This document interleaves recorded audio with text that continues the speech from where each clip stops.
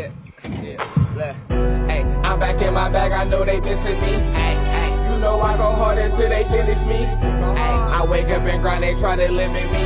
Highway to heaven, you know we run high intensity. That's right. I'm back in my bag, I know they missing me. Ay. You know I go hard until they finish me. Ay. I wake up and grind, they tryna limit me. Highway to heaven, you know we run high intensity. Sundays we're Justin, Mondays we hustling, Tuesdays still training, by Wednesday it's draining. Shot wet like it's raining, it's not though. Try to knock me off my pivot, I'm straight to the block though. I can't do no pump fake, still watch out for the block though. I'm not your average player, I'm all-star status. Give all y'all answers, not no ball hog bastard. Jump shot looks synthetic, but it's all natural. Body full of ice like I got back from. What's up, y'all? It's Coach Justin. We're here again at the Sit Down Podcast. We have a very, very special guest, somebody I've been talking to about getting this done for a while now. We finally got it done. Finally. My guy, Kenny Edwards. How's it going, man? Man, I'm doing well, man. Thank you for having me, man. Thanks for coming down. It's obviously something we've been talking about for a minute. Yeah. So let's, right off the bat, man, you know how we start, so let's get into it, man. Take us back into young Kenny Edwards. Born and raised, growing up, and then we'll start from there. Yeah, born and raised in Oakland. Okay. Two-parent household. Mom and dad still together. Oh, wow, that's beautiful. Yeah. Two little brothers. You the oldest? I'm the oldest. Okay. Yeah, my middle brother's 4 years younger than me, and then my youngest brother's 16 years younger than me. Yeah, so, it was, my childhood was a little bit different. Like I said, I had both my parents. Mm-hmm. I definitely grew up in Oakland. Mm-hmm. But I didn't grow up in Oakland. You know what I mean? So I saw a lot, but I wasn't involved in a lot. And so, I definitely every chance I get, let my parents know I appreciate that. They kept me out of all of that, so. And how was that being like the oldest child? I'm on my mom's side, I'm in the middle. With my dad, I'm the youngest. So how was it being like the oldest and having to kind of be the trial run for your parents as parents? I get that question a lot, but it's all I know, so it's life. Yeah, that makes sense. I don't really feel any pressure to like be the big brother. Right. But if they come to me, I'm gonna answer. But in general, I just try to live my life, in a way that's somebody would want to follow. But in terms of like feeling pressure every time I walk out the door, like, oh, I'm the oldest brother. Right. I didn't have that. And then keep in mind too, I'm 16 years older than my youngest brother. So by the time he was really able, I was gone. So it was really just like, in terms of living experience, it was just me and my brother that's 4 years younger than me. Are you guys close? Oh yeah, we all close. Group text. Dope. That's dope. Yeah, Johnson on the parents. That's dope, yeah. I guess that's normal. Yeah. So let's talk about how you got into sports, at what age you were, and then how you got into it, and then we'll go from there. Yeah, man, it's been sports since day one. So me and my dad like best friends. Oh, that's what's up. Yeah, so, man, as far as I can remember, he was taking me, the park by the lake, by Lake Merritt, that everybody go to, Yep. Old school quick ways. He would take me there, hit me ground balls. Wow. So, I've been doing that since I was like 3, bro. Like, he done groomed me, you know what I'm saying? He would take me to A's games and be like, okay, what position you want to play? I'd be like, third base. He'd be like, all right, watch the third baseman, watch everything he do. So, man, me and Carney Lansford, bro. I don't even know who that is. Me and Carney Lansford, man. So I was a big Carney Lansford fan because he played third base for the A's. So, I chew my gun like he chew his gun. I bat like he bat. And that's dope for Pops to tell you to, like, I tell people this all the time when it comes to hoop. Like, I stopped watching hoop for entertainment at a young age. Yeah. Because I was always watching to learn. You know what I mean? I was watching for spacing and little things and movement and how to create space and all that stuff. So that's dope that Pops taught you that at a super young age. Because you're watching it and it's fun, but you're soaking up that game. Yeah, it was fun. Yeah. So you came in playing baseball right away? I came in playing baseball, Oakland Babe Ruth. So okay.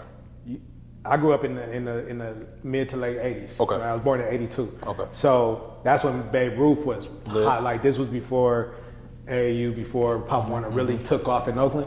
So everybody in the community was at Greenman Field. So I started with T-ball and made it to the championship in T-ball. I was like, man, I enjoy winning. Like, I like this, So I grew up in Babe Ruth. And bro, it was like I was in the championship game, like I think from age 7 to 15. So in them 8 years, I think I played in the championship game at least 5 of those 8 years. Damn. So you was like LeBron dominating. No, I wasn't. The team. How good were you at this point, though? So I made the All-Stars twice. Okay. You know, so you just being modest. Well, there were some guys who made the All-Stars every year. So I was a marginal All-Star, right? Okay. So if we win the championship, I'll go. Gotcha. If we don't win the championship, You might not go. I don't go. Okay, that makes sense.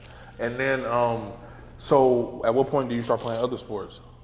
Basketball, I started playing basketball in the 7th grade. It was crazy. I started ONBL this summer after my 6th grade. Okay. Right? Uh-huh. And that was my first year playing ONBL, and that was nuts. So I went to Head Royce. Oh, wow. Yeah, from 3rd grade to 9th grade. So I'm seeing a way. Wait. So where did you grow up? Yeah, so I grew up. So the early part of my childhood, we moved around a lot. Okay. Throughout Oakland. Okay. Now, when I got to the 4th grade, we stabilized. They bought a house on 55th Ave, and they've been there, still there. Okay. Right. So from kindergarten to 3rd grade, I went to it's called Hope Academy. Okay. It was literally next door to Castlemount, where Center of Hope is. Yeah. So that church, that was the school. Mm-hmm. I went there from kindergarten to 2nd grade. From 3rd grade to 9th grade, I went to Head Royce. So the level of sports is way. Of course. So when I get to ONBL, I'm like, whoa. It's the real deal. Oh yeah. So we went 1-9 or 0-10 or something. No game was within 50 points. I was getting blown. And then that's when I went to, in 7th grade, I started playing for Head Royce and had a little bit of success. And that's when basketball came in. How was that going to Head Royce? Was it a culture shock for you? I mean, I was so young. So young. I didn't really understand everything that was going on. Now, there were things, now that I look back, right. There were things that were happening. Kids were, obviously saying the N-word and things of that nature. At that time, it didn't bother me as much as it bothered my parents because they understood. I just knew, I didn't see color. I was too young. 3rd, 4th grade, I was too young. But it was cool. I mean, I think a lot of who I am today was because of the exposure I had. Yep. I mean, that's when the first time I saw mansions and maids. And, it was like, order what you want when you go out. I didn't have that. That's hilarious. So I was like, okay, life is different. Right. But at the same time, it was like, shit, we kids. When this is like a far-fetched question. If you remember, when you made that change from, let's take it from Head Royce, you went to Oakland High. Yeah. Did you see a difference in the curriculum when you went to Oakland High? Might not be a good example because it's a good academic school. So I definitely saw a difference in the curriculum. So when I got to Oakland High in the 10th grade, the stuff we were doing, I had did in junior high. There we go. That's what I was getting at. So I literally coasted through Oakland High. But as I tell people, my friends at Head Royce, for the most part, are not doing that much better than my friends from Oakland High. Now, there's always outliers, right? Right, of course. So there's outliers on both sides, but the middle, average, we're all in the same boat, bro. I'm glad you said that because I went to Amador Valley before I went to Mac. Yeah. So that being said, when I went to Amador, I was told straight up, like, your A in Oakland is equal to a C out here. And kind of it is. It is, It yeah. is. And I asked that because I went through a similar situation, but mine was the other way around. So I was in Oakland, and went to Amador. So I developed all these bad habits to where I didn't have to do homework. I didn't have to pay attention to class because I just knew enough. My math teacher in Oakland didn't care if I didn't show my work, as long as I got the answer right. But when I went to Amador, right, because now I don't have to show my work. But when I went to Amador, they wasn't having that. And I'm failing tests, and I'm like, but I got the answer right. That's right. And she's like, how do you get it? Well, why the fuck does that matter if I got the answer right? Yeah, like, you're making me work more. I'm trying to just get to this point. Yeah, I went through that. You see what I'm saying? But is there a reason why you think the curriculum is different? And obviously we know the obvious answers, but... resources. Yeah. Head Royce is, even Amador is a public school, right? Yep. But Head Royce is a private school. Andre Iguodala's son went there, right? Oh, wow. When I was there, I think his name's Steve Bueller. He was a former Raider. Oh, wow. So it's like resources are different. Class sizes are smaller.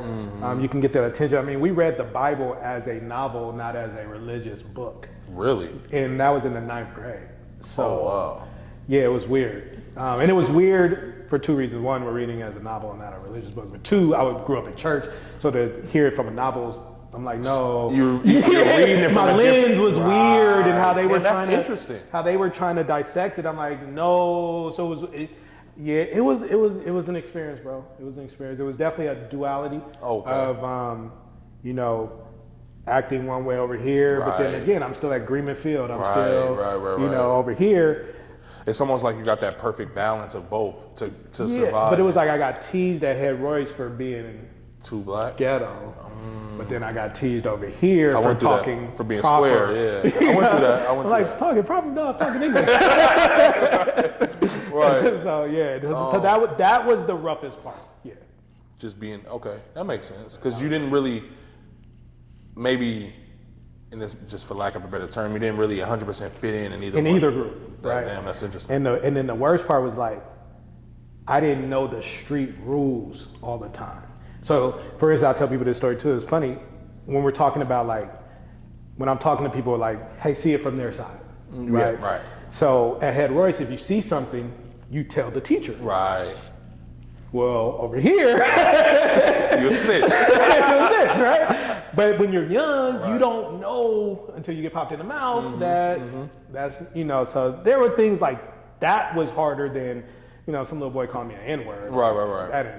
No, that makes sense.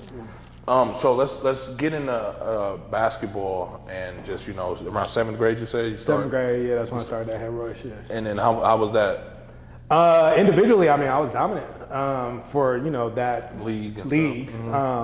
But then we would play Claremont, we would play St. Louis O'Toole, we would play some of the Catholic schools and public schools, and I would hold my own. But I knew those guys though from baseball, so I would hold my own, but we would get blown out. So that part was tough, and I'm to this day I'm a sore loser. So I was throwing chairs, slamming doors, and I couldn't understand why my teammates didn't care because they were just doing it for extracurricular. But to me, it meant something. And so I had to do some grooming. I think we all went through that. So. At what point do you start playing? Did you ever play like AAU and stuff, or did you guys not? No, I didn't play AAU until 8th, going into 9th, I believe. And I played with the Wolverines. So I played with Marquine, Chandler, and then some other guys, Matt Taylor, Austin Nichols, some other guys you may not have heard of. But so that was my first time playing AAU. How did you get into AAU? Did somebody see you playing? My dad, so Boozy and my dad are like best friends. Really? Yeah. Like I thought Boozy was my uncle. Really? For the longest time. That's crazy. I didn't know that. Yeah, so Boozy joined Stan Cornelius. Okay. And they started coaching Wolverines together. So then Boozy was like, Ken, bring your son. Okay. So then that's when I started playing. And that was a good experience, man. That it let me know where I really fit in. Right. I started, but I was definitely not dominating. Right. But it let me know that I can compete at the, against this level of athleticism. So you go to Head Royce as a 9th grader. 3rd grade to 9th grade, yeah. And then you transfer. What brought the transfer? I wanted to because it is a transfer at that point, right? Yeah. I mean, you don't have to sit out and all that. But I'm saying high school is. See, it was weird because Head Royce was 9th grade, but Oakland High at that time, 10th grade was freshman. Technically, you're right. First year. That's what I was getting at. Yeah. Okay, so is that the only reason why you stayed at Head Royce until your 9th grade, or? No. So it's a crazy story. First time I told it on here. So I wanted to play football. One, and Head Royce didn't have a football team. 2, so again, my dad, my mom, everybody went to MAC. Everybody in my family went to MAC. That's crazy. All my aunts, all my uncles. So I grew up going to MAC games. Okay. And then, like I told you before, I was adamant that I had to watch Sports Focus every Friday. Right. So I'm seeing the OAL. So at Head Royce, when it's a free throw, you got to be quiet or it's a tech. What? Yes. Okay. I go to the OAL. It's the complete opposite. You can cuss a ref out. I'm like, I want that. Right? Dunks, behind the back. I'm like, Head Royce, you stop at the free throw line, bounce pass. Stop, nah, I need that. Yeah. So Coach Fred Morris at the time was teaching. He worked for the city of Oakland. He was teaching after school basketball skills at Head Royce. Okay. So I was like, we vibed. So I'm like, I'm gonna go to Oakland High, Fremont's too close to my house. I'll never go to school. Oakland High is close but far enough. Right. And I'm not a street dude, so I'm not about to go to Mac, not about to go to Castlemont. So just process of elimination. We end up at Oakland High. And how was your parents with it, or did you have to do some convincing? Well, so I flunked out of Head Royce on purpose. Okay. Because they were not going to let me transfer. So I said the only way I'm gonna do this, I just gotta flunk out. Because it's a private school, they're not gonna pay for me to get D's and F's. Right. So I went through that. Now obviously you're getting D's and F's. You know how black parents are, right? So but I went through it. I stuck to the plan, and then one day she was like, "I'm not gonna pay for you to get." And I was like, "Yes." So, did you ever tell them, or is this? No, this is the first time. When they see it, they'll be like, "Oh my God." That's crazy. Yeah, I literally purposely flunked out of Head Royce so I could get to the OAL. Yeah. Damn. And then how was that first year going over to the OAL? Man, it was crazy, bro. So the first week, we have an assembly with all the grades, right? Okay. So the assembly gets out, and all I hear was, murder doves, Funktown, nigga, Funktown. So I'm like, one, I don't know if this is about to end up like the movies, right? and two, I don't know where I'm from. So I don't know what I'm supposed to throw up, who I click up with, right? So I had a buddy at the time, Marvin Henderson. He lived on my block. So I said, Marv, what are we supposed to throw up? He said, we from the 50s. I'm like, I don't hear nobody saying That's hilarious. So yeah, man, it was definitely, it was some growing pains, man. I had to get used to it. I stayed to myself and just analyzed a lot until I figured out, oh shit. Yeah, it's normal. It's normal. Ain't nothing about to happen. Right. Especially to an athlete, right? Right. So. How was speaking of athlete? How was the sports part of it? Did you play football right away? Because that's the first sport. I played football right away. I was a little upset because right before I got there, Oakland High was really good. Mm-hmm. Oakland High was going to the Silver Bowl, battle the Skyline every other year, right? Really? Yeah. So when I got there, it was like everybody had just left. Okay. And so we were trash. Now, mind you, Babe Ruth, 6 out of 8 years, I've been in the championship. Head Royce, we were winning, private school championships. And you're a sore loser. And I'm a sore loser. I get to Oakland High, you don't have to come to practice. You don't have to. Wait. Oakland High was like that? Bro. Really? Football. Okay. I'm like. And back then. Right. I'm like, we play on Friday, Saturday, how you come today? Nah. But I'm a little puny private school 10th grader, what I'm going to say, right? But I'm watching like, but yeah, so we used to get scraped, bro. Like, really? Did you play varsity as a sophomore? Played varsity as a sophomore. I literally in my life only played one JV game, and that was just a fluke. Really? I've never played JV. Bro. That's what's up. One game. But I didn't play JV either, but I tore my ACL, so that's why. Oh, no, I played a whole year. Basketball, football, I never played JV, only one game of JV. But Oakland High, it was crazy, bro. 10th grade, we was just getting scraped, and then we go over to basketball, and we were okay, but in the preseason. But then when we got to the OAL in basketball, we went 1-9, and I'm just not understanding. I'm not used to losing, and I don't understand. How was the hoop team before you got there? How was what? How was the basketball team before you got there? I went there because they had just came off of going to the championship. That's right, you said that. Yeah, they had just came off going to the championship in basketball. With Marshawn Ferris, Ray Holt, all those guys. I think they were like 2 years removed. So I guess the sophomores on that team are now seniors. Okay. And to the life of me, I don't know why we were losing, but I do know why. Right. But yeah, I just wasn't used to it, bro. Now I literally was about to transfer. Really? To where? To Mac. Really? Yeah, because Boozy. Wow. Yeah. And then Coach Carter gave me a call. And what position did you play in football? Quarterback. Yeah. And then who? Point guard? No, we didn't have anybody over 6'2", so I was 3. Really? 4 or 5. Just Hooper. Anything other than point guard. Really? Yeah, I just couldn't dribble. Oh, okay. Yeah, I couldn't dribble. What? So back to football. What did you start and stuff, or? I started in football from day one, but I started at fullback. They had me at fullback, and I was like, no. Were you like? No. You were scrawny? Yeah. Really? Yeah. Wilton High was terrible. Oh, I literally can't describe to you how terrible we were. Well, I'm getting an idea. So that next year coming into your junior year, how was that? Are you playing basketball? What are you playing in the summer? Like when you're not playing for the school, are you playing? What sport are you playing? I wasn't in it like that. So I think in the summer, most football programs are practicing, not at Oklahoma High. So yeah, bro, I know. So I think in the summer I was just being a kid, and Coach Fred would have us working for the city. We would coach the junior high.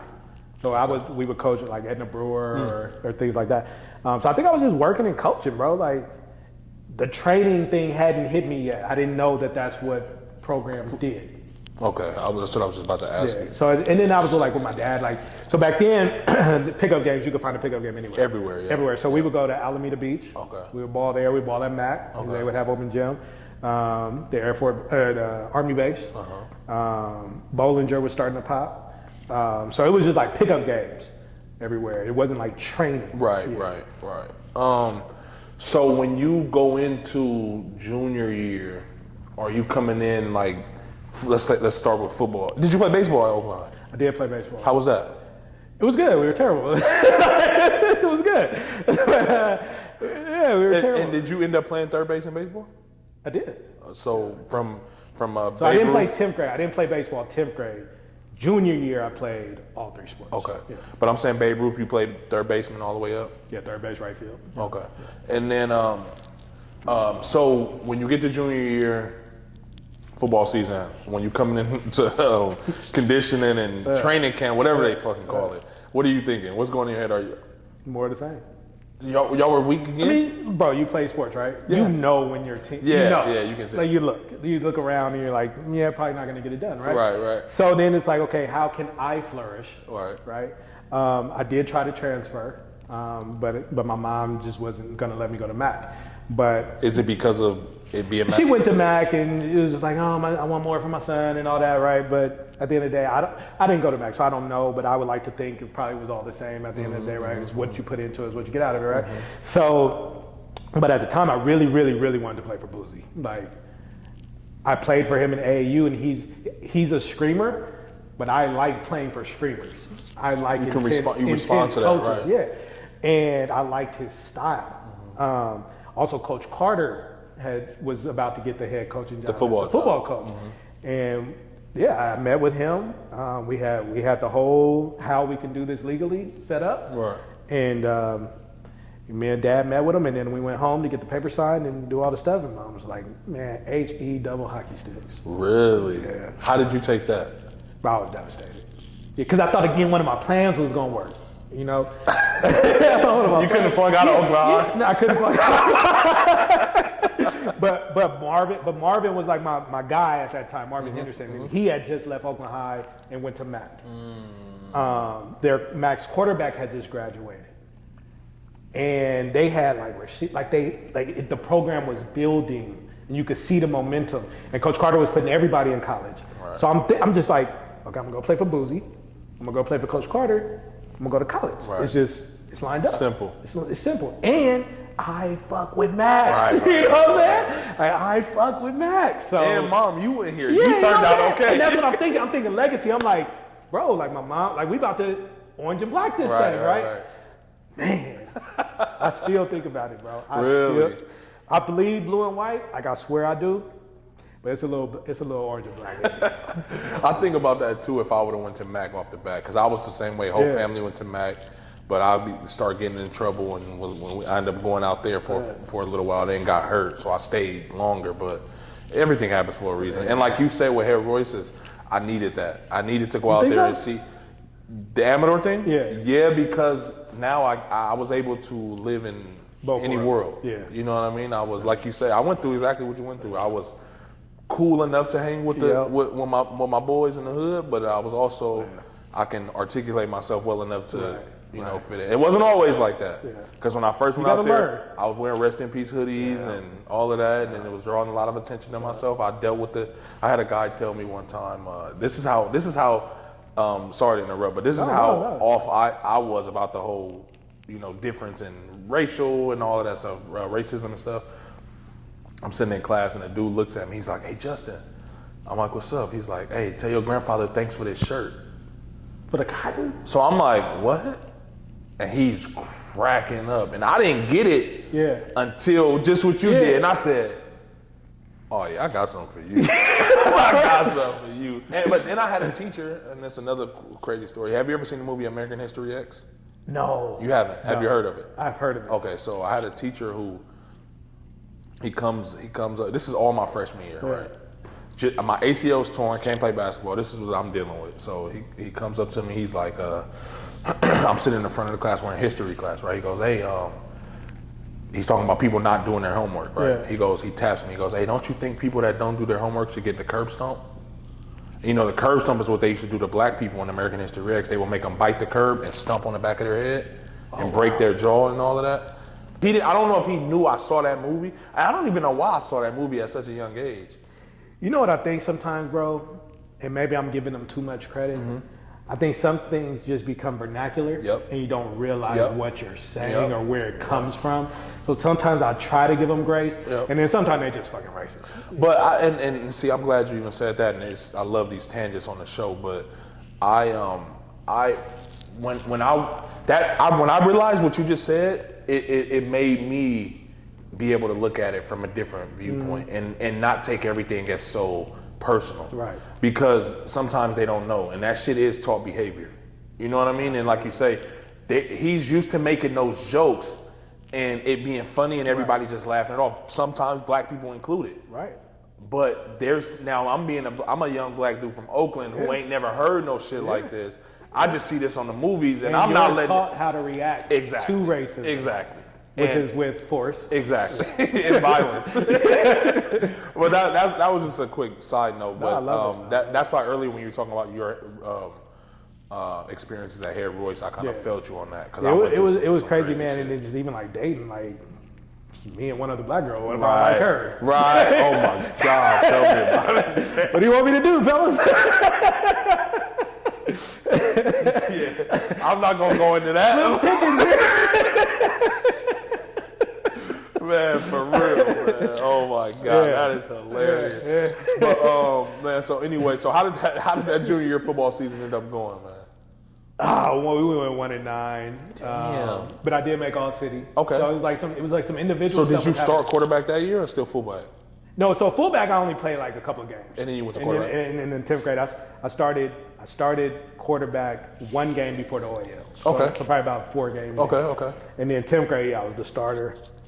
All city, and I knew I had something. You know what I'm saying? Like, then I went to I think the summer after my 11th grade year, I went to USC camp. Okay. And that's when I knew like I could play. But I went down there as a lot of top talent. There wasn't no all comers camp, you know. And was anybody else from the OAL with you? Nobody from the OAL was with me, but there were a few guys that later on went to the league. Oh, okay. Yeah. Can you name them? Kenichi Odeza, he played D-line for SC. Okay. And then later played for the Vikings. Oh, wow. He was there. I get it confused now, all the camps start to run together, but I think Ryan Sorahan was there. He didn't go to the league, but he went D1. But it was legit. Most guys went D1 at least. Right. I would hear about them later on, but again, that's when I knew like, I'm not the best guy here. I'm not the guy they're coveting, but like I can play this game. Right. I think one of the only things that held me back is, again, it was a terrible program at Oakland High at this time. I didn't have a real coach. So everything I'm doing is physical, God-given ability. I don't know how to do a 5-step drop, 3-step drop. I don't know how to read coverages. Right. It's like, you just playing football. I'm just playing football. And even with that, I'm like, damn, like if I just had a coach, you know? So I do think about that sometimes too. And then, so this was junior year before season or after season? No, so the SC camp was going the summer after junior year. Okay, so going into your senior. Okay, cool. So how was hoop season that junior year? Hoop season was a lot better. So, okay, cool. I was worried. Yeah, no, it was a lot better. Not only, so I got more playing time, which made it a lot better. Okay. The team, the team, like we were all best friends. Okay. And so the environment and everything. Yo, bro, we had so much fun. We would ride the bus together. We did I think it was summer league going into my junior year out at Salesian. Okay. So we would ride the 72 all the way and just clown the whole hour and a half from downtown Oakland to Salesian. So we were tight, bro. That's what's up. So we had a decent. I don't really remember the preseason, but we went 4-6 in the OAL. Okay. We won all of our home games and lost all of our road games, and then we lost to Fremont twice.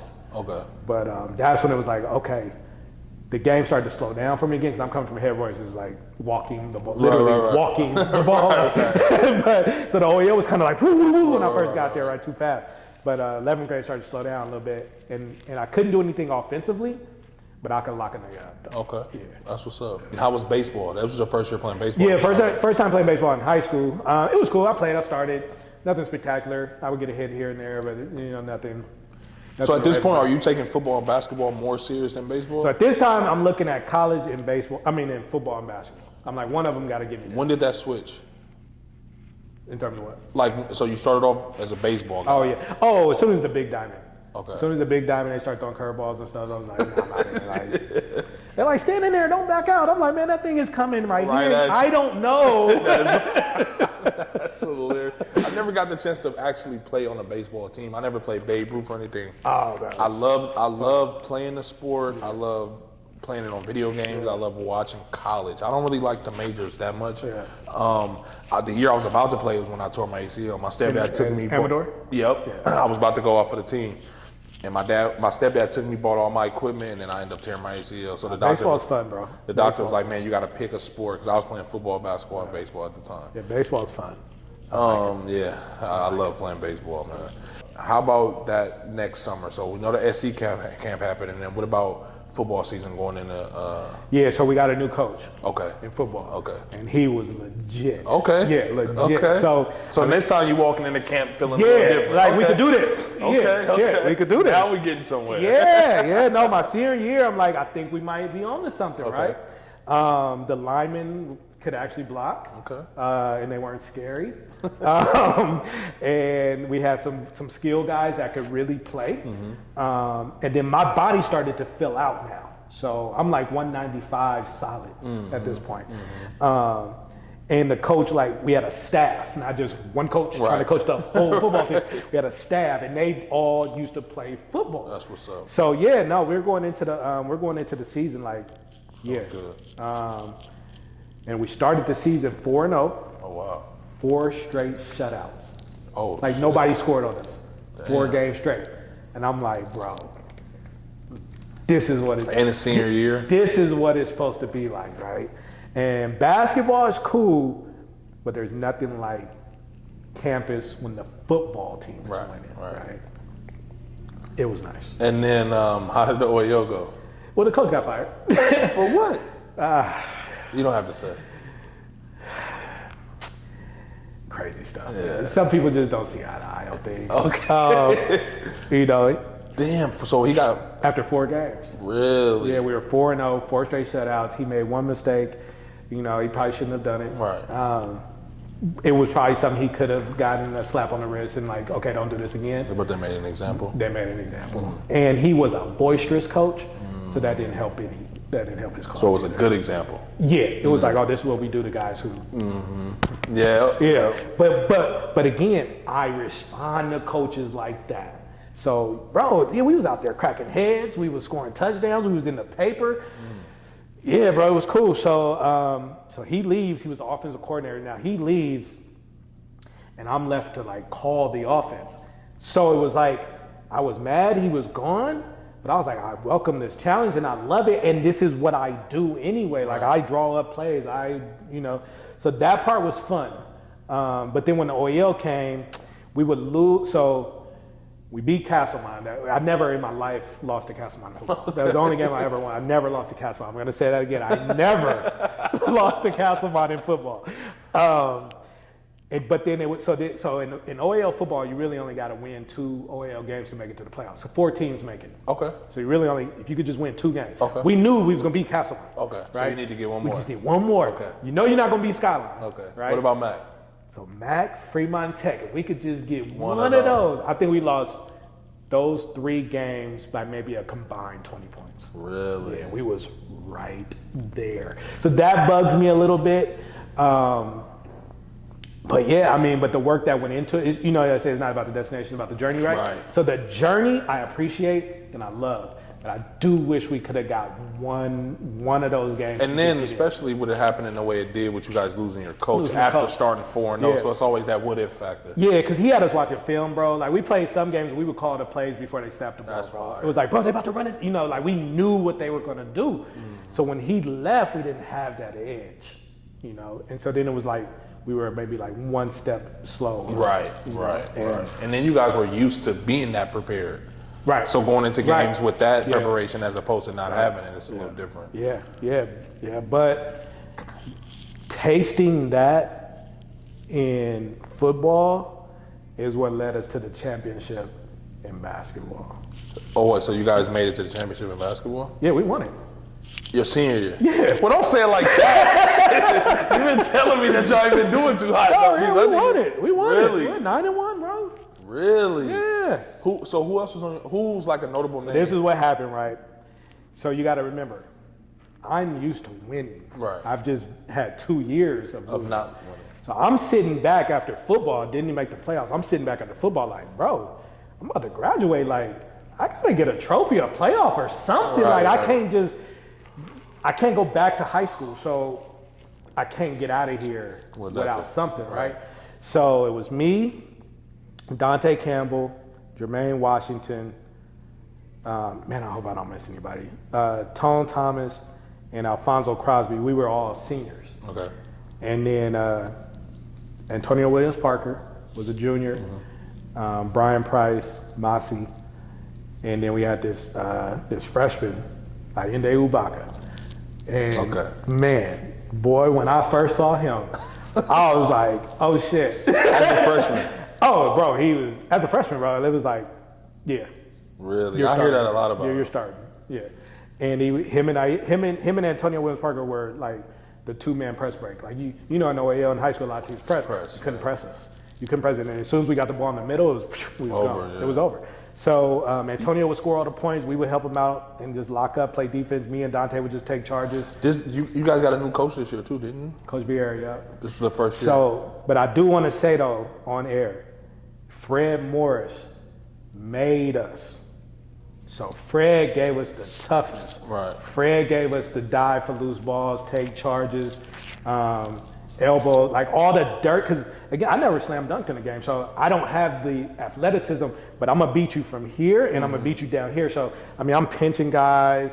You know, I take the ball out, I throw it off his chest to get you mad. Like I'm that guy, right? The agitator, right? Yeah. So Fred made us that. Like that has to be known that Fred Morris made us that. But Coach Vieira gave us the X's and O's and took that aggression and pride into a structure that we could buy into and just take off. Why did is it Fred Morris? Why did he leave? He took another opportunity. Okay. He went coached at Merritt. Okay. Yeah, so it was a step up for him. Right. And you can't knock him for that. Right. But I think everything happens for a reason, and we needed Vieira to get us over the hump. Who'd you guys beat in the championship? Do you remember? Of course I remember. Don't say Mac. No, Mac was nothing at that time. Damn, don't say Mac. I went to Mac. No, Mac, I'm gonna tell you how bad Mac was at that time. So I don't know if I want to hear this. No. So I had a really good game against Mac, and I would look at Boozy and I would say, Booze, I don't see nobody that could stop me. I don't see nobody. I'm looking at the bench like I don't see nobody that can stop me. That's hilarious. So they had one guy, I guarded him with my hands behind my back. It's on tape, you can watch it. And then, so Mac was the last game at the OAL. So me and Jermaine Washington made a bet of who could make the most threes. We was just out there launching like. Oh, so Mac was that bad? Yeah, they were bad, bro. Damn. It was a down year. Damn. Yeah, and we took advantage of it. Yeah. Damn. But no, we beat Fremont. Is this when Boo's the head coach? Mm-hmm. Oh, okay. And I let him know it every time. Damn, that's fucked up. So, how far did you guys go on like is it the TLC back then for you? No, it's the same thing CIF? it is now. Yeah, CIF, same thing it is now, but damn, bro, TLC. My fault. As soon as I asked it, I remember that. Like the 80s. All that shit is the same to me, I'm gonna be honest with you. Boozy played in the TLC. We didn't go very far, so I'm pretty sure you understand, and especially with the group you played with at MAC and the guys that came right before you, you kind of gotta take your lumps on the way. Yep. And we didn't understand the intensity that was needed in come playoff time. Yep. And not to mention we didn't have a player over 6'3". But wow. I don't think you guys did either, right? So that's no excuse. No, we had a couple. You couple? Okay. Yeah, so I mean, height-wise, we were definitely lacking. But again, we didn't, I mean, so we lost to O'Dowd by 30 in the first round at Laney. Like, that was embarrassing for sure. But whoa, we gotta slow down. Yeah. So, was that game supposed to be like that, or were you... No. Like, we went in it like we thought we were gonna win. But did everybody else think? Yes, Okay. like it was like okay, cool. That's no, it was supposed to be a good game. Oh yeah, they just came out. Oh, so a couple of things. So I don't know if you remember, but you remember when the Raiders went to the Super Bowl and John Gruden had just went. Of course. So Coach Vieira just left O'Dowd. They know exactly what we're doing. Got you. And how to stop it. They see it in practice every day. Yeah. I guess technically we do too, but not to the extent that they have. They have been running it. Yeah. Right? So they knew exactly. I mean, bro, we came down and their defenders were standing in our spots. That's crazy. Yeah, it was crazy.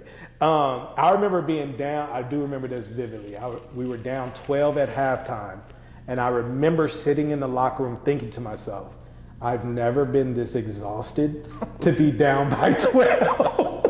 It was that tough. Bro, it was tough to just keep the game close. I was exhausted. Yeah, it was a different level, bro. We weren't ready. And they ran us the hell up out of there. So after hoop, did you play baseball again? I played baseball again my senior year just for a little bit, but then football started calling, like all-star games started calling and stuff like that. So I was like, let me let this go. And then you went and started doing that? Just started to go play football and focus on it. Yeah. And then, so at this point, are you getting like recruited to play in college and stuff? So kind of, sort of. So again, like our coach got fired and we were terrible before, right? So, I mean, obviously my name's not out there. Right. But again, so Coach Carter at MAC he did wonders. He would send coaches that came to MAC, he would send them to Oakland High. Oh, wow. So coaches would come to Oakland High and be like, hey, I'm looking for Kenny Edwards. We're like, okay, that's me. And so I got recruited that way. But not like heavily, I took one recruiting trip to Willamette, which is like NAIA. So I was thinking I'm gonna go to Laney. Okay. And I wasn't really tripping off of it. They had came to my house, gave my mom the whole, we're gonna make your son a man and he's gonna graduate. Right. She made the fried chicken like every mama. Right. So I was gonna go to Laney. But then so this is a crazy story. So something in me was like, I think I could do more. Okay. Right. So my mom made my athletic resume. She made it like on like Microsoft Word. And then Mario Babino. Okay. He did my highlight tape for me. We drove to San Jose. Me and my mom drove to San Jose, unannounced, no appointment. We just sat in the football office until somebody would see us. Really? Yeah, and then the reception was like, they're not leaving. And there happened to be a coach there. There just happened to be a coach there. And Wally Gaskins, I'll never forget it. He came out. He was like, how can I help you? And I was like, my name's Kenny Edwards. I really can play. I want to, here's my information. And he, like any coach, he took it. Oh, look at it, whatever. I believe to this day, he called Coach Carter and asked him. This guy came. He said, "What?" And I believe Coach Carter said, "Take him." So he took you. He took him. But if you ask Coach Carter this, he'll deny it? I asked him off air. He said he did. But, I don't know if he really remembers that or not. He said he did. I believe he did. That's dope. I believe he did. Because nobody knew who I was. And for them to take me. And then knowing the type of dude Coach Carter Zoe is, so that's fire, though. That's a dope ass story. I appreciated that, bro. And then, so how was that? Amazing, bro. Really? You know how D1 is. Right, for sure. I mean, especially coming from Oakland High. Right. I walk into the locker room. First of all, I walk into the locker room, I have a locker. Right. That's fine. My name is on it. My so did they give you a Scally or you? No, I walked on. I walked on. My laundry's fresh every practice. You're part of it. Yeah, Shit, I'm eating, I'm traveling. It was. Did you ever get reps? Not in the game. Not in the game. No, I redshirted. Okay. Yeah, but I was on the field, but I got to dress though. Right. So that, for me to be able to dress, for my parents to see me. Especially coming from, not expecting to do anything like that. Yeah, that's fine. I wasn't even tripping off not playing. Right. You're there for the experience.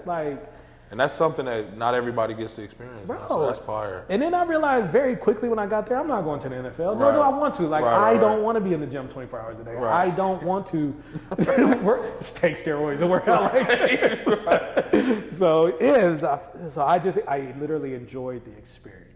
That's fire. And to this day, bro, I hold on to it. When what you just said was as far as when you had to come to the realization that okay, maybe I might not make it pro, or shit might not even play at the collegiate level. At what point do you start thinking of like what am I going to do for a living? Oh, I always had that because my mom was always plan B.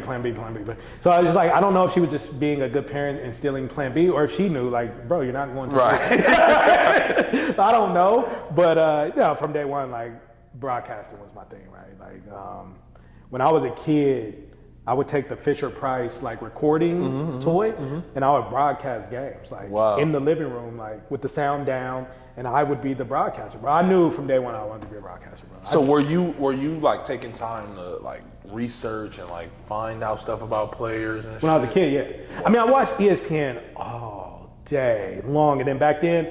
So during the summer, you talked about the summer. I mean, the Cubs came on WGN, the Braves came on TNT. So I would just, as soon as Leave It to Beaver went off, the Braves would come on, and I would just watch everything. We didn't have the internet back then, so you couldn't Google everything. But if you watched the games, you would just and then I would read magazines, so I knew where players were coming from, what high school they went to. Like, it was a time, bro. Like I really thought I was a sports almanac. Really? Yeah. And high school sports from LA to the East Bay, bro, if you were anybody, I knew who you were. Your stats, your high school. That's crazy. Your girlfriend, what you ate for breakfast. Like, I knew everything. So bro. when you get to San Jose State, are you studying for this? No, bro, I'm enjoying the experience. So, bro, funny story. So my parents came up one time, and they're like, "Oh, take me to your classes, bro." I literally didn't know where some of them were. Like, I was enjoying the experience. Oh, so now we on the same page. Yeah, I was enjoying the experience. I feel you. I ain't mad at that. Yeah, no, it was good. Somehow I was passing my classes though. I mean, you go once or twice. You know, in college it's not a day-to-day thing. You just write the paper or take the test, or have somebody write the paper for you. Right. And so I got through San Jose State, but then they got a new coach. And he was trying to move me to fullback. I don't know what's up with this fullback thing. I don't know. Either I'm a terrible quarterback and I don't know it, or I just have to build up a fullback. Right. But as soon as he said that, I was like, nah, bro, I'm out of here. Yeah. So where'd you go? Did you stay at San Jose? No, I went to DVC. Okay. Yeah. And then did you play football? No, I played football there. Okay. Yeah, started there, had a great year. It was fun. It was cool. And then did you go somewhere else after that? And I went back to DVC for a second year. And then I got hurt. Because you redshirted at San Jose. Yeah, right? redshirted. Okay. I still had, my clock was good. Okay. My clock was good. So, and I'm thinking I'm going to leave in the spring my second year. Right? And be ready to go. Got you. So, man, I have to give this dude credit. Ali Abreu. Okay. He played quarterback at De La Salle. Okay. And then he played arena quarterback. So he came to DVC going into my second year. Okay. That dude had me I was a machine, bro. Like that was the first time I had. San Jose State, I obviously had a quarterback coach, but he wasn't geared towards. He was focused on the guys that are going to play, right?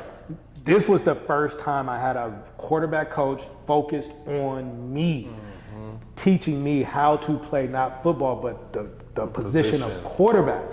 Bro, I was a machine, bro. And if you probably think about it, if you had this in high school, your life would be different. I always say that.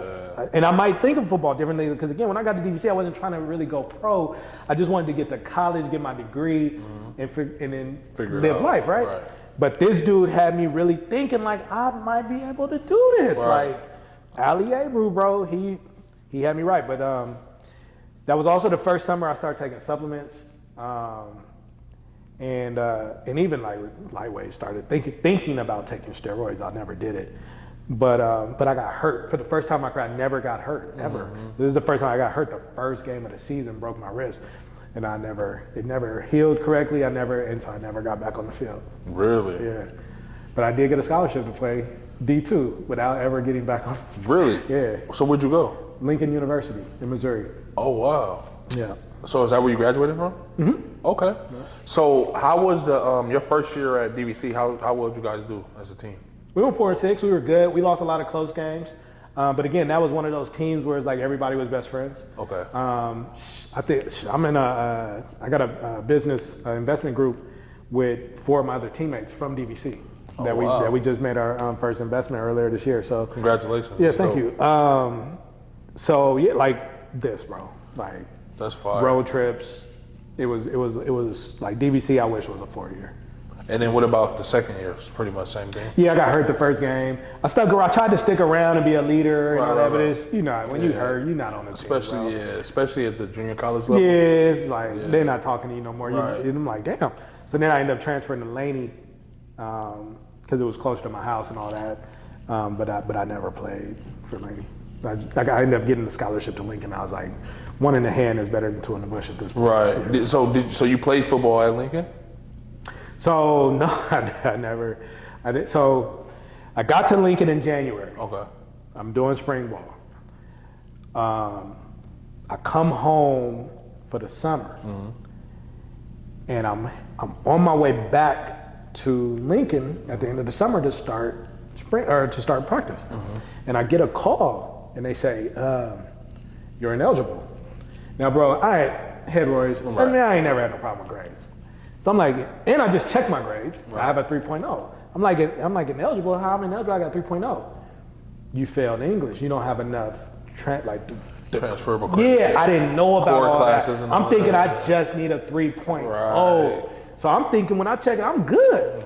Got the F. You only got 9 credits. You don't have a 12. I'm like, bruh, I'm gonna take this responsibility as a man because 1, I did fail, and 2, it's my responsibility to take care of myself. But y'all I could have went to summer school. Right. I could have got 3 credits. Right. That's 1 class. How does it go unnoticed? Yeah, right. So. That's crazy. And then from there, it was just like, I don't even want to do this anymore. But you stayed there for both years? I stayed there. They graded my scholarship. And oh, that's what's up. Yeah, so it was cool, but it was like I wanted to play, but then I was like over it because they were terrible. And yeah. I'm grown at this point. I'm like 23 years old. Like I'm just like, let me just get this thing going. And then, so you're studying broadcasting and stuff? Yes, I was a journalism major. I was also trying to be a sports agent at the time. I had linked up with a sports agent in Missouri. So now at this point, I'm on the radio doing sports, and I'm also using that job to recruit athletes for the sports agency. So it kind of like worked out, and it was a very fun time in my life. So yeah. Did you have success with that? With the sports agency? So I had one dude. He got invited to camp with the Rams. Okay. Yeah. So that was big, bro. When I got the call, ran out there. I thought I was rich, bro. He wasn't drafted. He was just invited, bro. I thought I was rich. I thought I was Jerry Maguire.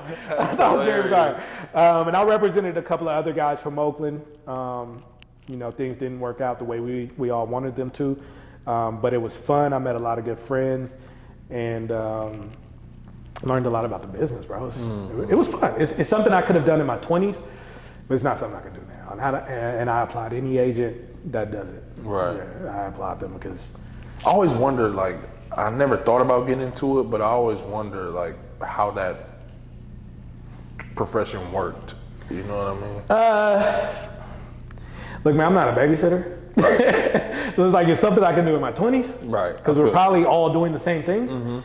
But at this age, I'm married, I got kids, I can't live in a strip club, I can't, you know, I'm not gonna go buy your drugs for you, I'm not gonna, you know, I'm not gonna do all that. And in my mind, you're 22 years old and like you're not, you know, so it's just not my personality type. I feel you. But again, I applaud any agent that can successfully do it because it is a very, very cutthroat business. So when you mentioned that you were on the radio, how the hell did that come about? Man, because you kind of said that all passively, like that was just normal. Like that shit caught me off guard. There's a lot of people say I'm very modest, and then a lot of people say I'm an asshole. So I don't know. That's a good thing. You need a mix of both. I guess in this world. Yeah, one thing my mom always told me is never burn a bridge. It's something my mom preached to me from day one. Never burn a bridge. So when I was in college, I went for this. I just needed some money, so I took a night job Friday nights. There were 2 guys, kind of like us, right? They were co-hosts and they did Friday night lights. And so after all the high school football games, the coaches would call in and report their scores, and then they would have runners that would take the scores to the co-host, and they would talk about the game. So I was one of the runners. Okay.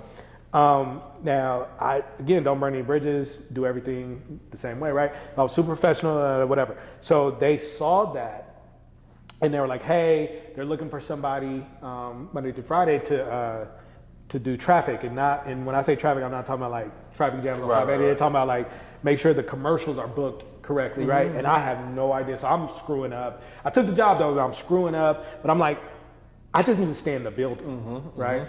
So on my off times, the sports director was hella cool at the time. So he took a liking to me. We was like buddies. So he was like, hey, this is what I want you to do. I'm getting ready to leave. So on your off time, I want you to go in there and record as if you're doing the sports report. And I was like, bet. He was like, you're not gonna get on air, but I just need you to practice doing it. So I was like, all right, cool. So I would go in there and do that, and I just got better and better and better. So when he left, he told the sports director, he was like, hey, you need to hire him. I think he's ready. And so they were like, was he like coaching? Like was he listen back and give you pointers? Yeah, he would do that. Oh, yeah, he would do that because he knew he was leaving. And I don't think he had told the company yet. So when he left, he put in the word for me. And again, this is several years ago, so I don't remember all the details, but I just know I was still in college and they offered me the job. And I was like, hell yeah, because this meant, one, I was on salary, which I didn't even know what that meant back then, but I was just like, that's the word, right? So I'm like, I'm on salary, all my friends working for hourly. You know? So they thought I was the man. And then, but it also meant I could go to the games and be in the press box. So I could meet all the ESPN guys, the St. Louis, whatever their newspaper is, Dispatch, I think, or something like that, the Kansas City Journal, whatever. Like I was, Jason Whitlock, so I met him. Oh, wow. Jerk. Yeah, I'm not surprised. I've heard that. Oh, he's a jerk, bro. I met him. And at the time, I'm thinking like, black man, ain't too many of us, let's be cool. And I'm young, bro. Like, I don't know all the protocols. Right. So I'm sitting, so we're at a Chiefs game, and this is at halftime. So at halftime, all the media guys go eat, and they have food for you and everything. So I'm going in, I sit down at the table, I see him in line. And I'm like, I'm gonna speak. Like, easy as you should, though. Right? So I'm like, oh man, Jace, come. So I'm going like this. So he says, so he comes and sits down, right? I'm 24, 25, like, you can tell by my clothes, bro. I don't know what I'm doing, right? So he sits down and he's like, hey, I don't appreciate being waved at. That's what people do to dogs. And I'm like, all right, bro, like, my bad. Yeah. My bad. So, but I got to meet a lot of cool people. So Fox Sports, DeMarco Farr is from Richmond, played in the NFL. He was on Fox Sports. So I met him at Big 12 Media Day. Okay. And he was like, Kenny Everett? And I'm like, how you know me? He was like, you went to line. I was like, I'm like, nah, but how? He's like, I read the Tribune all the time. I know who you are. He's like, you out here doing sports? I said, yeah. He said, look, here's my card. I want you to email me when you get back home. I'm gonna put you in touch with the lead sports guy at Fox Sports. Oh wow. I said, man. So I emailed him. Lo and behold, he said send some of your tapes. I sent my tapes. The dude emailed me back with some feedback and stuff like that. And I was like, bro, I'm about to be on TV. Then I had a friend at the time. She had just got an internship with Fox Sports, so she plugged me. So I'm knowing I'm about to get on. You getting in the door. Yeah. Another thing is, and this is all gonna wrap up into something, but so when I'm in the press box, again, I just talk to everybody. So John Dorsey, who is now, well, the last time I checked, he was GM of the Browns. Okay. But before, he was GM of the Chiefs. Okay. And before that, he was player personnel with the Packers. Okay. So I was getting cool with John Dorsey. We talking football. He's like, man, what's your plan? I was like, man, I just want to be in sports, scouting, GM, whatever. And he was like, man, look, we got an internship coming up. I can't promise you anything, but send me your resume. We'll have you up for the internship. It's 6 weeks unpaid, and I can't promise you anything after, but it's an opportunity for the interns to prove themselves. And typically we take somebody, but I can't promise you anything. But bro, at the time, it was like I was married. She wasn't working. It was like I had to get paid. It's like I couldn't go 6 weeks without getting paid and take. It's like I couldn't. I could take the chance. I'm not gonna say I could. I couldn't. I guess I didn't believe in myself. I don't know, but I didn't take the chance. I don't remember what happened with the Fox Sports, but it's like I think back on those opportunities. Like, damn, what was I doing? When I started coaching at the collegiate level, I went through a similar thing. It was like I looked at it as like paying my dues at first, but I just couldn't support myself financially and do that at the same time. So I had to walk. That's how I got into the car business, selling cars, because I didn't know you did that. I used to, before I started working in the banking industry. But so I know exactly what you mean. It's like you want to do it, but it's just not. It's not. How am I eat? I'm in Green Bay. Yeah. 6 weeks? Nah, so I feel you though, and I always say like that's a part of like why I try to do what I want to do, and eventually I want to start offering those type of opportunities to people, just because we're not able. There's other people like me and yourself that we're both from Oakland. We both do similar things now, as far as like the show, obviously. There has to be other people with similar things, just those opportunities. You know what I mean? So I know exactly what you mean by that. So then, what do you do after that? So after the radio, man. So I'm doing this. I was doing this in Missouri. So after the snow and all that, I'm like, I gotta go. And then the jobs just weren't coming. Even my own school wouldn't hire me as an SID. So I'm like, bro, I gotta go back home. And then you get in the workforce. I was married at the time, having kids. It's like I need money, so I just got caught up in my career. Then you just get caught up in the rat race, right? So that's I think I was like 20-ish, mid-20s. From there to 32, I was just in the rat race, bro. Just dreading every day. Dreading every day. We laughing, but I feel you. Oh, bro, I've seen your show. I've heard glimpses of your story, and I'm like, yeah, I get it. Me in the bottle, yeah. Right. Yeah, we were besties. For real, no, for real. Is it 5 yet? That's a fact. Yeah. Speaking of the show, though, I want to touch on your show a little bit, because first of all, I want to say thank you, because when I first started posting mine regularly, you were one of the first people to reach out to me. Yeah. And like you DM me, and we kind of, over the time, we built a relationship. We tap in with each other here and there. We bounce ideas off of each other, all that. So thank you for that, because that's dope. Especially being an older guy who, and I watch your show because you give me that the link. Exactly, right. From my generation to yours. So that's dope. And I know a bunch of people who watch both of our shows, and they tell me the same thing. And they should. Right. And that's what I want people to know too. Is like, and that's why I wanted me to come on yours, and you come on his. Like, it's not the Cosby's versus the Simpsons. No, when we on that. No. Watch his. Watch mine. Like, you can watch them both. Like, for real, and again, we linking it like you're the young, but then it's like okay, and then there's an older generation than me that we try to, and then we just get the whole history because just like you is like. Y'all be like, oh, this is the best MAC team ever. I'll be like, man, you must have been C99. Exactly. But then they'll be like, you must have been C92. You'd be like, what? so I'm like, yeah, we got to link it all together so everybody know what's happening. Mm-hmm. Yeah. And a lot of these stories, like even yourself, stories that I've told that I'll tell on yours and stuff, we need to hear these stories. You got to hear them. Because like you say, when I'm watching your show or you're watching my show, we relate. Yes. You know what I mean? Yes. To obviously living in Oakland, going to playing sports and all of that, now obviously doing podcast stuff. But so how did you get into that? And like I said, talk about it as much as you want. Yeah. How did you get into wanting to do the podcast and everything? Well, I just like to talk a lot, and I always, felt like I was made. I have a face for TV. So there go that homeless shit. That homeless shit just walked right out the door. Right. So I want best smile. No, I feel you. So I've always wanted to be in front of the camera. But like we talked about off air, there's a lot that goes into it when you get into the corporate level of who's going to be in front of the camera, right? Yep. And so I just didn't fit in everyone's puzzle, but and that's okay. But it never left me. The broadcasting as a kid, like it never left me, right? So I've always been, like I said, like a sports almanac. Like I know everything, especially about the OAL from like a certain time period. Right. I know everybody. They don't know me, but I know, I know you. Like I remember, I was telling you, I was like, bro, I remember when I came, and I was like, bro, who's that? Like, I don't remember him on the bench last year. Usually it's a progression, right? He wasn't on the team last year. Who is that? It was like, oh, he transferred from Amador Valley. I'm like, how is that gonna transfer? So when you came out, I was like, oh, there he is. So I was just like, I just know everything, right? And yes, there is Lorenzo Alexander, right? There's Will Cherry, there is Dame Lillard, right? But there's a lot of guys, bro, who were right there and didn't make it to that level. Because even I consider playing college and overseas, that's making it. Hell yeah. And, you know, shit, you make it in the OAL, you make it. You know? So those stories too need to get out.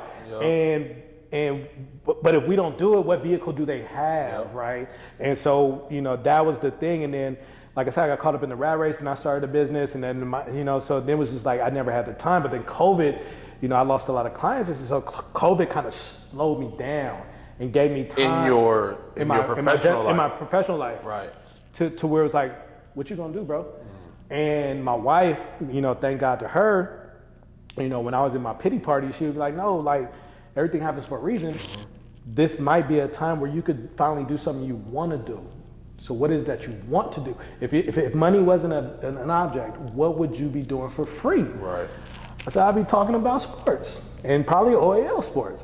So I was like, that's what I'm gonna do. I'm gonna just do it. Like I'm not a planner, bro. I just do it. I just do it. That's the best way to figure that shit out later, right? So I called Lolo and I'm like, Lo, what you think, bro? Like, he was like, bro, we can start tomorrow. I'm like, who we gonna start with? You know? So we just did it, and I mean, you know, I go, you know, people because these stories got to get out, bro. Like these are real people. They have real stories, and we grew up in Oakland, bro. Like everyone has a story, bro. Like we have the duality story of being in the suburbs and being in right. That's our story, dude. There are some people, like I don't have the struggle story. I know when my meals were coming. I was gonna be warm at night, right? But there's some people, bro. They got a real fucking story of like, bro, just getting to the game was tough. You talking about why I didn't score 30? But I'm just happy I made it to the game. I know because my family was picking those people up on the way. Right? And that was my thing. Like a lot of the guys we have on the show, they spent the night at my house, and my dad would cook pancakes and take us to the game. That's so fire. It's like, bro, I know you, bro, and that's why we could get a lot of people on because a lot of people respect, you know, how, you know, people know helped them who was there for them, right? And so that's where the podcast came from.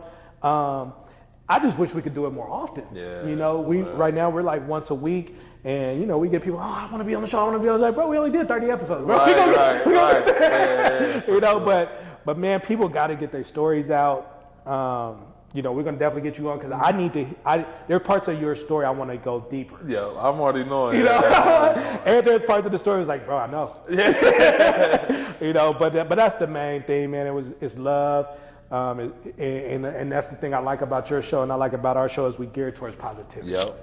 Exactly. You know? And it's not about, we're going to talk some shit about who shut who down. Of course. But at the end of the day, we bringing everybody up and we just talking shit, bro. And I'm glad you said that because what I've learned, and it wasn't, what you said, it was exactly my idea of starting mine.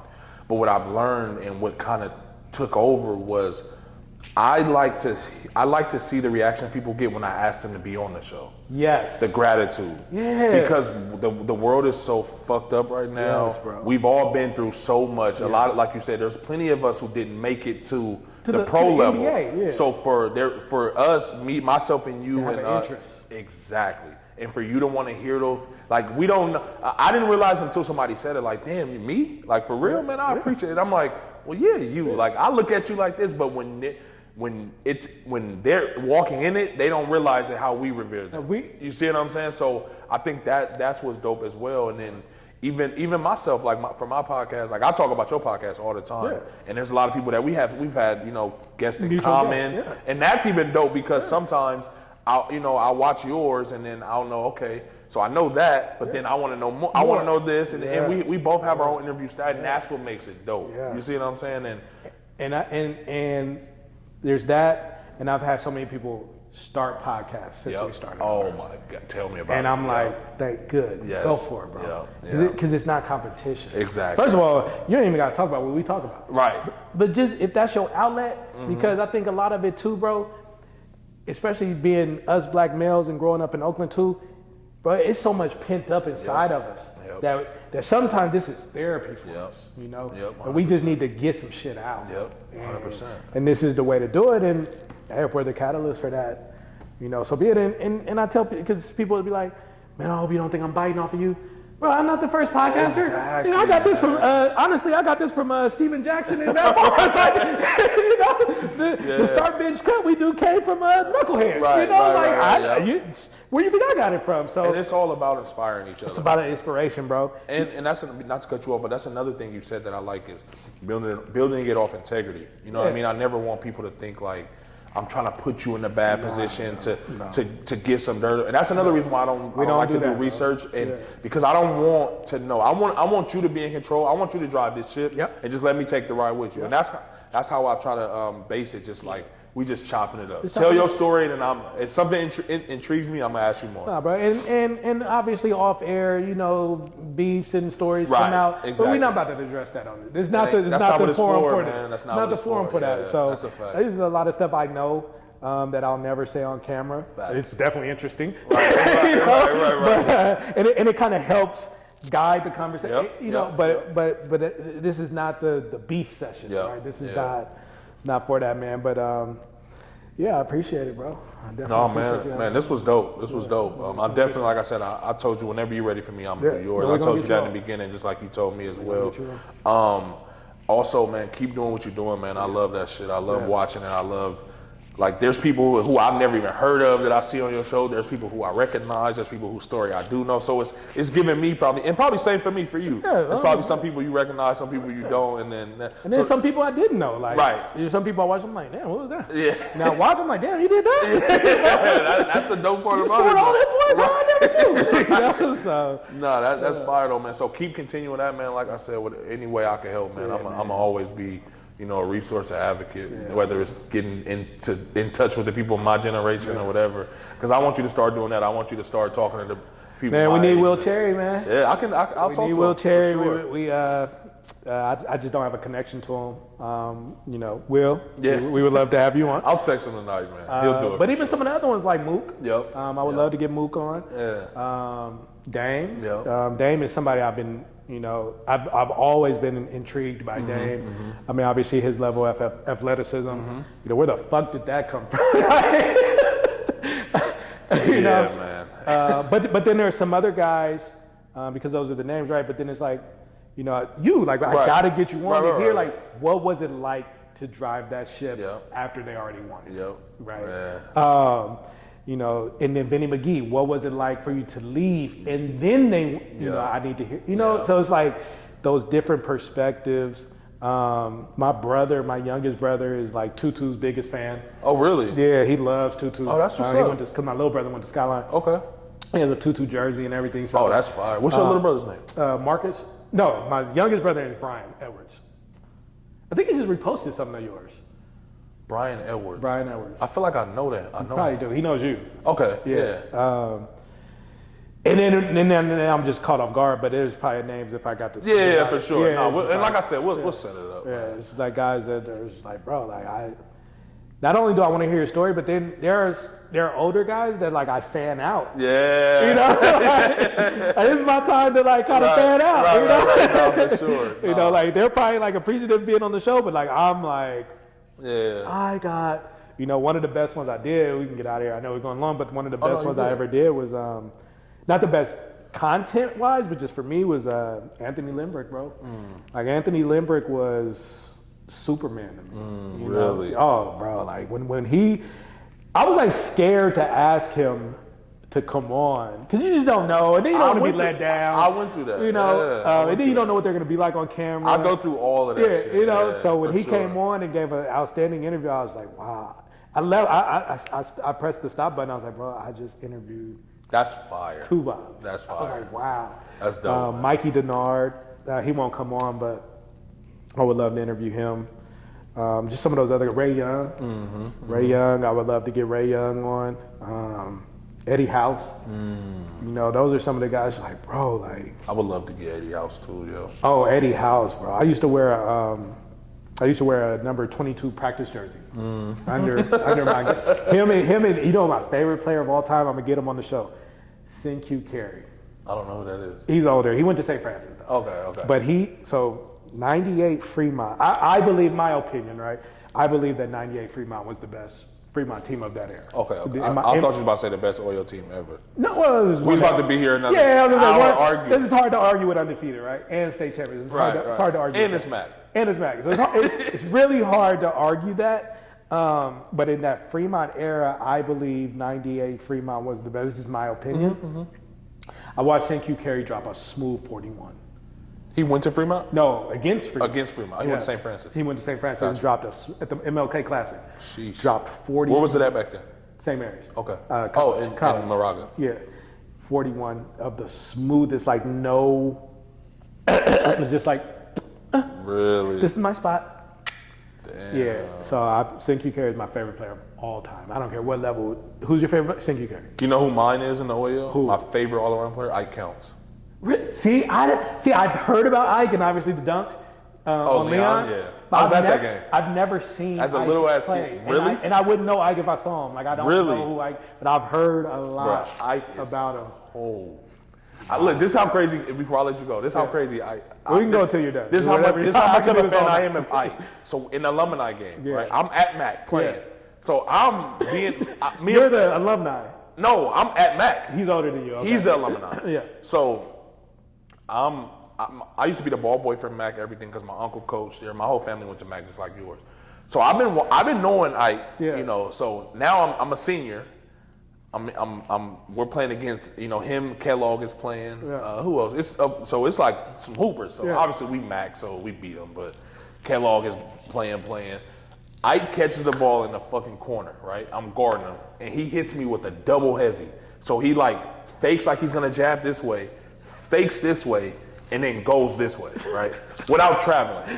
My first time ever guarding that shit. Yeah. Nobody in the gym, Laney's packed. Nobody in the gym knows that he just whooped my ass, right? Except for me and him. Except for him and you, yeah. So the free throw I said, bro, you have to teach me that shit. And he starts dying laughing. The next play, he does that shit again. And I'm just sitting there like, bro, so that fan out moment, I'm having that in the game. Yeah. And I'm not even trying to score on him. I'm just like, bro, this is Ike Counts.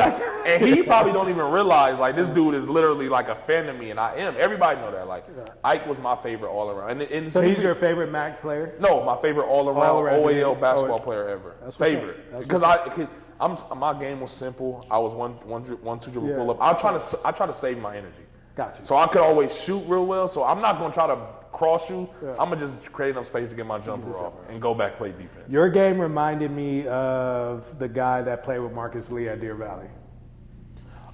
Kendall. Really? Yeah. That's interesting. Yeah. That's interesting. Have I actually like before? I haven't. Yeah. I haven't. But I actually like this game though. I saw him drop some points. Yeah, no, I saw him play. That's interesting though. I never heard that. That's really interesting. Yeah. Who else? Let me think. Who else at the OAL? My favorite point guard, and who I always say this on the show, who showed me who I would say is a pure point guard. My first version of it was Allende. Yeah, bro. Allende, like I can't even put it into words because it was more than, okay, you know how it is in OAL, right? You could be really skilled, but not have it up here. Yep. Right? Or you're not coachable. Yep. Or not Allende, fundamentally sound. Or something, right? But you do have the talent. Yep. Allende had everything. He had the talent. He had the IQ. He was poised. He was the first one that I realized he was the what man. Play at your own pace meant. Yes. I saw that I'll never forget, it was at the Easter tournament at Bushrod. And he caught it on the wing and he did a move. I always talk about it. He did he caught it, he went to head fake, but he lifted off of one leg but kept one leg down so it wasn't travel. And that shit amazed me. I never saw it and I'm like, what the fuck was that? So and then what we saw in practice. Right. And then now, and that's another thing because back then I didn't realize how good he was. Yeah. I was just looking at him like, oh shit, this dude looks good. Now when I talk to people about him and I hear the stories and they're like, bro, Allende was another level. And I'm just like, damn. There's a legendary pickup game where Dame and Allende win it. It was 5-on-5, but it was really 1-on-1. Right. Yeah. Dame is how old at that point? Dame is this is right before the draft. Oh, wow. Yeah, it's literally like right before the draft. Oh, okay. Yeah, like the draft is like next month. Oh, shit, yeah. I would have loved to see that. It was like competitive. And Dame is a competitive. Oh, it was tense. And it was kind of like they knew. Yep. Yeah. Yeah, it's like one of those idols become rivals. Yeah, that's what it was, and probably for Dame it was like big bro. Yep. You know, and Ayinde was probably like little bro. And Dame, he thrives with that chip on his shoulder. Yes. When you give him a reason to kick your ass, he's gonna usually do it. Yeah, it's one of those games that stays in the. Yeah, exactly. I just stood in the corner like, man, don't pass me. Y'all just go. Yeah, man. No, the OAL, bro. OAL basketball is the most fun time of my life. Yeah, man. Like, yeah. I feel you, man. Well, like I said, bro, thank you, man. Yeah, and then, like I said, we'll set up yours whenever you come back in town. Obviously, let's link up, put some shit together. For sure. Keep doing you, man. Keep inspiring. You know, keep being, you know, helping me out, you know, and all of that. So, yeah, man, I appreciate you. Thank you. Thank you. Yes, sir.